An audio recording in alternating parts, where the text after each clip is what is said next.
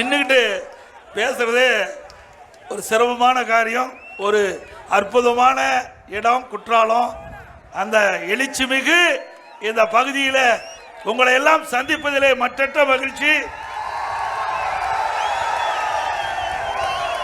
நான் வரும்போது சாரல் மலை பொழியும் என்று சொன்னாங்க. வர்ண பகவானுடைய அருளால அது கூட பொழியில நமக்கு ஒரு நல்ல வாய்ப்பை கொடுத்திருக்குது. இன்றைக்கு தென்காசி நகரமே குலுங்கின்ற அளவுக்கு மக்கள் வெள்ளம் எங்கே பார்த்தாலும் மக்களோட காட்சி அளிக்கின்றது. இதுவே தென்காசி சட்டமன்ற தொகுதி வெற்றி பெற்று விட்டது. விளையும் பெயரும் மொழியிலே தெரியும் என்று கிராமப்புற மக்கள் சொல்வார்கள். அதுபோல அடுத்த ஆண்டு நடைபெறுகின்ற சட்டமன்ற பொது தேர்தலில் தென்காசி சட்டமன்ற தொகுதி உங்களுடைய ஆரவாரம் மகிழ்ச்சி வெற்றிக்கு அறிகுறி. இந்த பகுதியை பொறுத்த வரைக்கும் வேளாண்மை தொழில்தான் நிறைந்த பகுதி. அதை நம்பித்தான் இந்த மக்கள் வாழ்ந்து கொண்டிருக்கின்றார்கள். அனைத்து இந்திய அண்ணா திராவிட முன்னேற்ற கழக அரசு இருக்கின்ற பொழுது வேளாண் தொழிலுக்கு முன்னுரிமை கொடுத்து அதற்காக பல்வேறு திட்டங்களை கொண்டு வந்து நிறைவேற்றப்பட்ட அரசாங்கம் அதிமுக அரசாங்கம். இன்றைக்கு விவசாயிகளுக்கு பல்வேறு திட்டங்களை கொண்டு வந்து நிறைவேற்றிக்கிட்டோம். அதிமுக ஆட்சி இருக்கின்ற பொழுது 2014 2021 வரை 5 ஆண்டில் 2 முறை விவசாயிகள் தொடக்க வேளாண் கூட்டுறவு வங்கியில் வாங்கிய பயிர்கடன் தள்ளுபடி செய்திருக்கிறோம். விவசாயிகள் 24 மணி நேரம் அவருடைய மின் மோட்டார் இயக்குவதற்கு அதிமுக ஆட்சியில் மும்முனை மின்சாரத்தை வழங்கினோம்.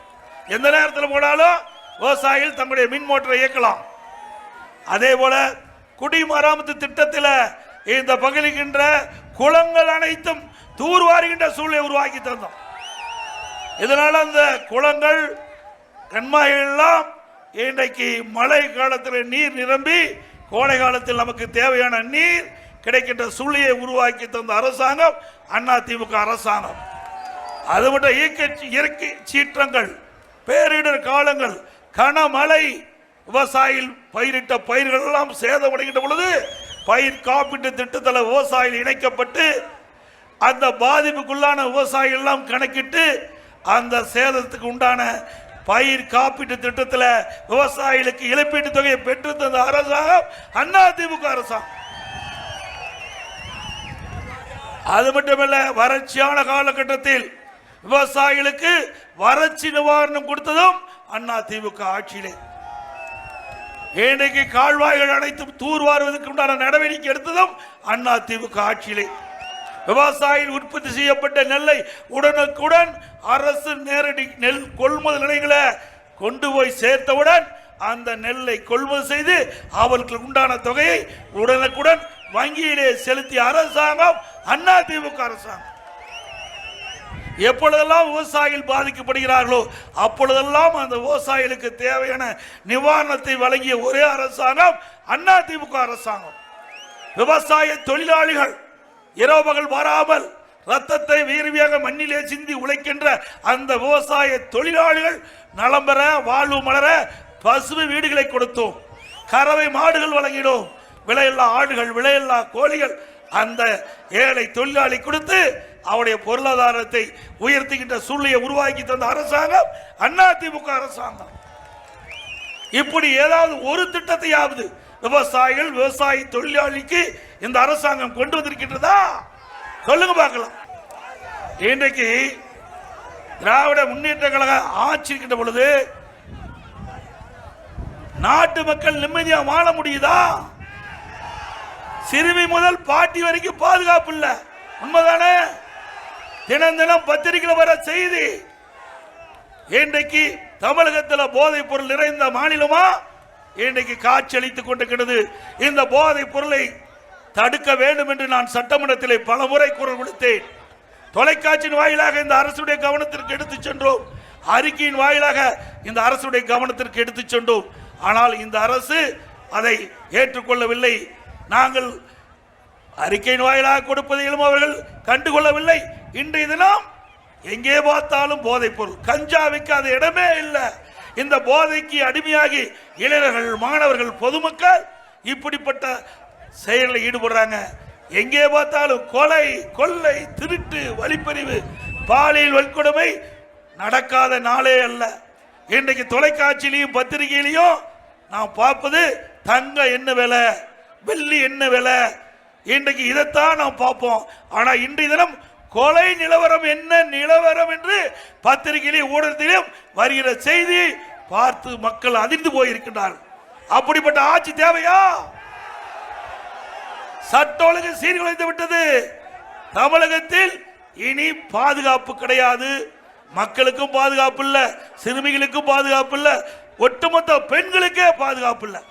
அப்படிப்பட்ட ஒரு மோசமான ஆட்சி தொடர வேண்டுமா?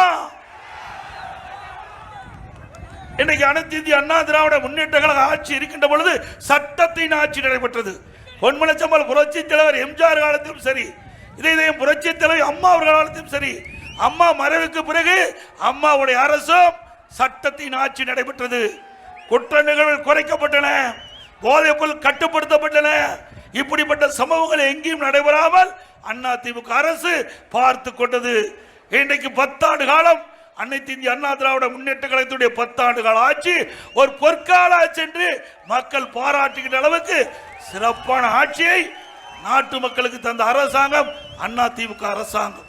அது மட்டுமல்ல, இன்றைக்கு கல்வியிலே மிகப்பெரிய சாதனையை நாங்கள் படைத்தோம். இன்றைக்கு எங்கே பார்த்தாலும் கல்லூரிகள், அதிகமான கல்லூரிகளை திறந்து கற்பவருடைய எண்ணிக்கை அதிகரிக்கப்பட்டது. இந்தியாவிலேயே பட்டப்படிப்பு படிப்பதிலே முதல் மாநிலம் தமிழ்நாடு. இன்றைக்கு தமிழகத்திலே ஒரே ஆண்டில் 11 அரசு மருத்துவக் கல்லூரி மருத்துவமனை கொண்டு வந்து சாதனை படைத்த அரசாங்கம் அதிமுக அரசாங்கம். அம்மா இருக்கும்போது 6, 2011 2021 வரை அனைத்து இந்திய அண்ணா திராவிட முன்னேற்ற கழக ஆட்சியில் 17 அரசு மருத்துவக் கல்லூரி மருத்துவமனை கொண்டாந்து ஏழை எளிய குடும்பத்தில் பிறந்த மாணவர்களோட இன்றைக்கு மருத்துவக் கல்வி கிடைக்கக்கூடிய சூழ்நிலையை நாங்கள் உருவாக்கி தந்தோம். 21 பாலிடெக்னிக் கல்லூரி, 67 கலை மற்றும் கல்லூரி, 4 பொறியியல் கல்லூரி, 5 வேளாண்மை கல்லூரி, 5 கால்நடை மருத்துவக் கல்லூரி ஆராய்ச்சி நிலையம், இப்படி ஏராளமான கல்லூரிகளை திறந்து நம்முடைய குழந்தைகள், ஏழை குடும்பத்தில் பிறந்த மாணவ மாணவி குறைந்த கட்டணத்தில் பட்டப்படிப்பு படிக்கக்கூடிய சூழ்நிலையை அண்ணா திமுக ஆட்சியில் கொண்டு வந்து நிறைவேற்றப்பட்ட அரசாங்கம் அண்ணா திமுக அரசாங்கம். 2011 மாண்புமிகு புரட்சி தலைவி அம்மா அவர்கள் தமிழகத்தினுடைய முதலமைச்சராக பொறுப்பேற்கின்ற பொழுது 100க்கு 32 பேர் பட்டப்படிப்பு படித்திட்டு இருந்தாங்க.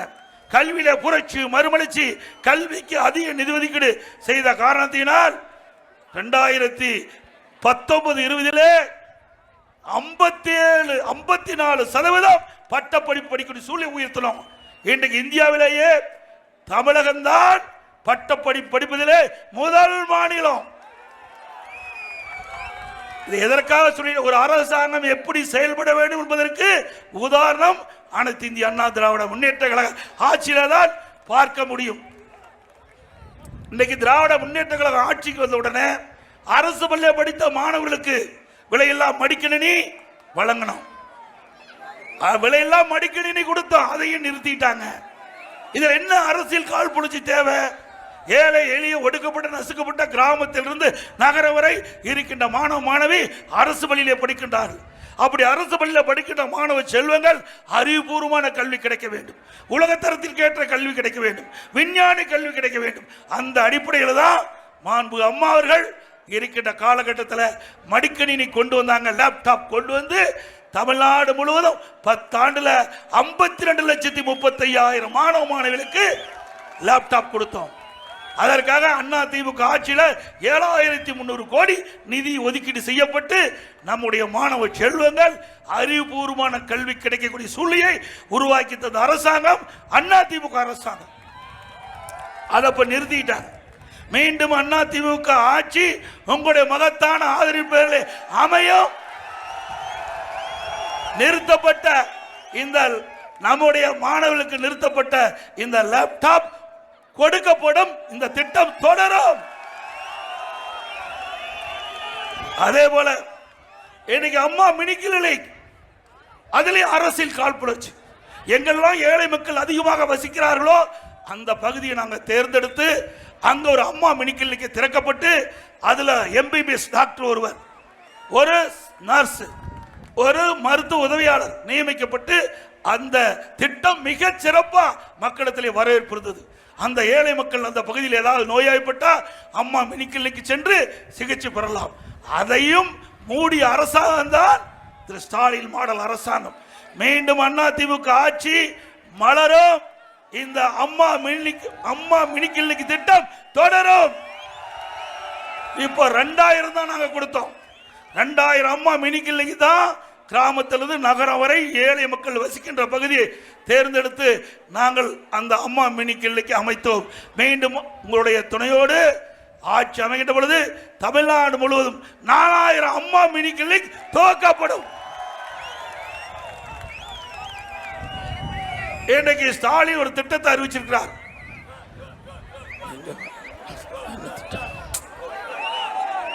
நலன் காக்கும் ஸ்டாலின் திட்டம். நலன் காக்கும் ஸ்டாலின் திட்டம் 4 வருஷம் கழிச்சு இப்பதான் மக்களுடைய நலத்தை பார்க்கிறார். 4 வருஷம் கழிச்சு தான் பார்க்கிறார். ஆனா அதிமுக ஆட்சியில் அப்படி இல்லை. இன்றைக்கு அந்த பகுதியில் நோய்வாய்ப்பட்டா உடனுக்குடன் சிகிச்சை அளிப்பதற்கு தான் அம்மா மினி கிளினிக் திறந்தோம்.